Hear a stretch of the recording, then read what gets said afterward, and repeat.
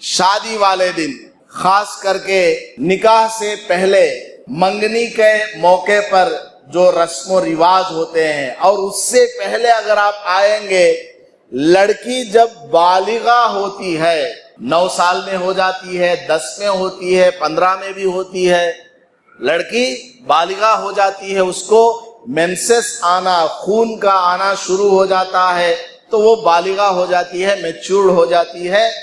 اس وقت ہمارے مسلمان بھائی بھی کیا کرتے ہیں، گھروں کے اندر فنکشن کرتے ہیں، جب اس کو پانی غسل دیتے ہیں 10 دن میں، 11 دن میں، اس دن ایک فنکشن منایا جاتا ہے۔ تیلگو میں اس کا کوئی اور نام ہے، پشپوتی پروگرام۔ اردو میں اس کا کوئی ٹرانسپیرنٹ ورڈ نہیں ہے۔ اسلام نے جو سکھایا ہو، عربک کا کوئی ورڈ نہ قرآن میں ہے نہ حدیث میں ہے۔ اس پشپوتی کے متبادل کوئی لفظ اسلام کے اندر نہیں ہے۔ پتہ کیا چلا؟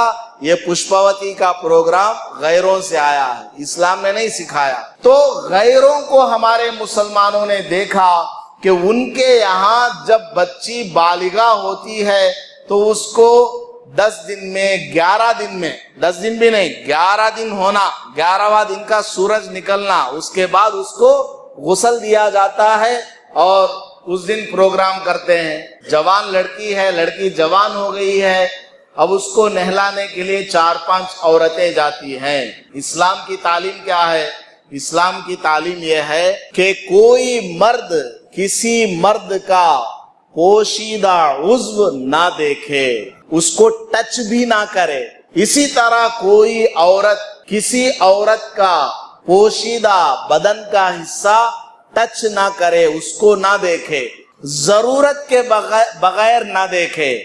ڈاکٹر ہے، اس کو تو علاج کرنا پڑتا ہے، یا ماں ہے، بچی کو تکلیف ہو رہی ہے، ضرورت کے لیے ٹچ کرنا پڑتا ہے، دیکھنا پڑتا ہے، وہ الگ بات ہے۔ اس کے علاوہ ضرورت اور مجبوری کے علاوہ نہ تو مرد کسی مرد کا پوشیدہ حصہ دیکھ سکتا ہے، نہ چھو سکتا ہے، نہ کوئی عورت کسی عورت کا پوشیدہ حصہ چھو سکتی ہے، نہ دیکھ سکتی ہے۔